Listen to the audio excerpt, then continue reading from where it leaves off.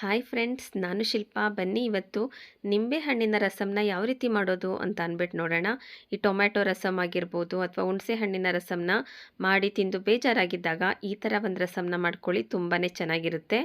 ಈಗ ಮೊದಲಿಗೆ ನಾವು ಒಂದು ಸ್ಟವ್ ಮೇಲೆ ಪ್ಯಾನ್ ಇಟ್ಟು ಅದಕ್ಕೆ 1 ಟೇಬಲ್ ಸ್ಪೂನಷ್ಟು ಕಾಳು ಮೆಣಸನ್ನು ಹಾಕ್ಕೊಂಡು ಸ್ವಲ್ಪ ಅದನ್ನು ಬಿಸಿ ಮಾಡ್ಕೋಬೇಕು. ಫಸ್ಟೇ ಜೀರಿಗೆ ಹಾಕ್ಬಿಟ್ರೆ ಜೀರಿಗೆ ಬೇಗ ಸೀದೋಗ್ಬಿಡುತ್ತೆ. ಸೊ ಹಾಗಾಗಿ ನಂತರ ನಾವು 1 ಟೇಬಲ್ ಸ್ಪೂನ್ ಜೀರಿಗೆನ ಹಾಕಿ ಅದನ್ನು ಕೂಡ ನಾವು ಘಮ ಬರುವ ತನಕ ಫ್ರೈ ಮಾಡ್ಕೋಬೇಕು. ಹಾಗೆ ಅದನ್ನು ಸ್ವಲ್ಪ ತಣ್ಣಗಾಗಲಿಕ್ಕೆ ಪ್ಲೇಟ್ಗೆ ಹಾಕ್ಕೊಂಡು ನಂತರ ನಾವು ಜಾರ್ಗೆ ಹಾಕಿ ಸ್ವಲ್ಪ ಪುಡಿ ಮಾಡ್ಕೊಂಡು ಬರಬೇಕು. ಅಂದರೆ ತರ್ತರಿಯಾಗಿ ಪುಡಿ ಮಾಡಿಕೊಂಡ್ರೆ ಸಾಕಾಗುತ್ತೆ. ನಾವು ಅದೇ ಸ್ಟವ್ ಮೇಲೆ ಒಂದು ಪಾತ್ರೆಯನ್ನಿಟ್ಟು 1 ಚೊಂಬನಷ್ಟು ನೀರನ್ನ ಹಾಕ್ಕೊಂಡಿದ್ದೀನಿ. ಅಂದರೆ ಸರಿ ಸುಮಾರು 3 ಗ್ಲಾಸಷ್ಟು ನೀರನ್ನ ಹಾಕ್ಕೊಂಡಿದ್ದೀನಿ.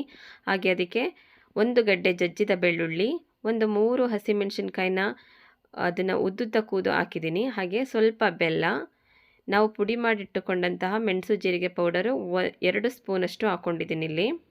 ಹಾಗೆ ಸ್ವಲ್ಪ ಕೊತ್ತಂಬರಿ ಸೊಪ್ಪು, ಸ್ವಲ್ಪ ಉಪ್ಪು ರುಚಿಗೆ, ಇದಿಷ್ಟನ್ನು ಹಾಕಿ ನಾವು ಕುದಿಲಿಕ್ಕೆ ಇದನ್ನು ಬಿಡಬೇಕು. ಚೆನ್ನಾಗಿದು ಕುದಿಬೇಕು, ಬೆಳ್ಳುಳ್ಳಿದೆಲ್ಲ ರಸ ಬಿಟ್ಕೋಬೇಕು. ಆ ರೀತಿ ಚೆನ್ನಾಗಿದು ಕುದಿಬೇಕು. ನೋಡಿ, ನಿಮ್ಮ ಕ್ವಾಂಟಿಟಿ ಎಷ್ಟು ಬೇಕು ನೋಡಿಕೊಂಡು ಅಷ್ಟನ್ನು ನೀರನ್ನು ಹಾಕೋಬೇಕಾಗತ್ತೆ. ಹಾಗೆ ಪುಡಿನೂ ಕೂಡ ಇಲ್ಲಿ ಧನಿಯಾ ಪುಡಿ 1/4 ಸ್ಪೂನಷ್ಟು ಹಾಕ್ಕೊಂಡಿದ್ದೀನಿ. 1/4 ಚಮಚದಷ್ಟು ಅರಿಶಿಣದ ಪುಡಿಯನ್ನು ಹಾಕ್ಕೊಂಡು ಇದನ್ನು ಅಷ್ಟೇ ಸ್ವಲ್ಪ ಕುದಿಸ್ಕೊತಾ ಇದ್ದೀನಿ ಫ್ರೆಂಡ್ಸ್. ಹಾಗೆ ನೀವಿಲ್ಲಿ ಜೀರಿಗೆ ಪೌಡ್ರನ್ನು ಕೂಡ ಬೇಕು ಅಂದರೆ ಆ್ಯಡ್ ಮಾಡ್ಕೋಬೋದು, ಅದು ಕೂಡ ಚೆನ್ನಾಗಿರುತ್ತೆ.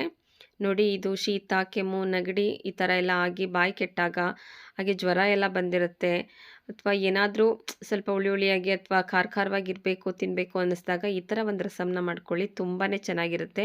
ಅದರಲ್ಲೂ ಈ ಚಳಿಗಾಲಕ್ಕೆ ಹೇಳಿ ಮಾಡಿಸಿದ ರಸಮ್ ಅಂತ ಹೇಳ್ಬೋದು.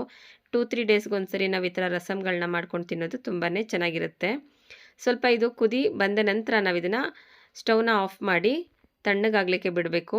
ನಂತರ ರಸಮ್ಗೆ ಒಂದು ಒಗ್ಗರಣೆನ ಸಿದ್ಧಪಡಿಸ್ಕೊಳ್ಳೋಣ. ಇದಕ್ಕೆ 1 ಟೇಬಲ್ ಸ್ಪೂನ್ ತುಪ್ಪವನ್ನು ಹಾಕಿ ಸ್ವಲ್ಪ ಸಾಸಿವೆ ಹಾಗೆ 1 ಕಡ್ಡಿಯಷ್ಟು ಕರಿಬೇವಿನ ಎಲೆಯನ್ನು ಹಾಕ್ಕೊಂಡು ಸ್ವಲ್ಪ ಇಂಗನ್ನು ಹಾಕಿ ಇದನ್ನು ಮಿಕ್ಸ್ ಮಾಡಿಕೊಂಡು ಎತ್ತಿಟ್ಕೋಬೇಕು. ನಂತರ ನಾವು ರಸಮ್ಗೆ ನಾವು ಇಲ್ಲಿ ತಣ್ಣಗಾದ ನಂತರ ಫಸ್ಟು ನಿಂಬೆಹಣ್ಣಿನ ರಸನ ಸೇರಿಸ್ಬೇಕಾಗತ್ತೆ. ನಾನಿಲ್ಲಿ 1 ನಿಂಬೆಹಣ್ಣಿನ ರಸನ ಸೇರಿಸಿದ್ದೀನಿ. ಇದನ್ನು ನಾವು ಚೆನ್ನಾಗಿ ಮಿಕ್ಸ್ ಮಾಡಿಕೊಂಡು ಇದಕ್ಕೆ ನಾವು ಒಗ್ಗರಣೆನ ಹಾಕ್ಕೊಂಡ್ರೆ ನಮ್ಮ ನಿಂಬೆಹಣ್ಣಿನ ರಸಮ್ ರೆಡಿ ಆಗುತ್ತೆ. ನೋಡಿದ್ರಲ್ವಾ ಎಷ್ಟು ಸುಲಭವಾಗಿ ಈ ನಿಂಬೆಹಣ್ಣಿನ ರಸಮ್ನ ಮಾಡ್ಕೊಬೋದು ಅಂತ ಅಂದ್ಬಿಟ್ಟು. ಹಾಗೆ ಈ ರೆಸಿಪಿನ ನೀವು ಟ್ರೈ ಮಾಡಿ ಹೇಗಿತ್ತು ಅಂತ ಕಮೆಂಟ್ನಲ್ಲಿ ತಿಳಿಸಿ ಫ್ರೆಂಡ್ಸ್. ಮತ್ತಷ್ಟು ರೆಸಿಪಿಗಳೊಂದಿಗೆ ಬರ್ತೀನಿ. ಆದರೆ ನೀವು ಮಾಡುವಂತಹ ಲೈಕ್ ಆಗಿರ್ಬೋದು, ಸಬ್ಸ್ಕ್ರೈಬ್ ಆಗಿರ್ಬೋದು ನನಗೆ ತುಂಬಾ ಇಂಪಾರ್ಟೆಂಟ್ ಆಗಿರುತ್ತೆ. ನೀವು ಮಾಡುವಂಥ ಒಂದೊಂದು ಲೈಕು ನನಗೆ ಮತ್ತಷ್ಟು ವೀಡಿಯೋಸ್ಗಳನ್ನ ಮಾಡಲಿಕ್ಕೆ ಸ್ಫೂರ್ತಿಯನ್ನು ಕೊಡುತ್ತೆ. ಹಾಗಾಗಿ ನಾನು ಮತ್ತೆ ನಿಮ್ಮಲ್ಲಿ ಕೇಳ್ಕೊಳ್ಳೋದಿಷ್ಟೇ, ನಿಮ್ಮ ಸಹಕಾರ ನನಗಿರಲಿ. ಒಂದೇ ಒಂದು ಲೈಕ್ನ ಕೊಡಿ, ಅದು ನಿಮಗೆ ಇಷ್ಟ ಇದ್ದರೆ. Thank you friends. ಮತ್ತೊಂದು ರೆಸಿಪಿಯೊಂದಿಗೆ ಬರ್ತೀನಿ. ಧನ್ಯವಾದಗಳು.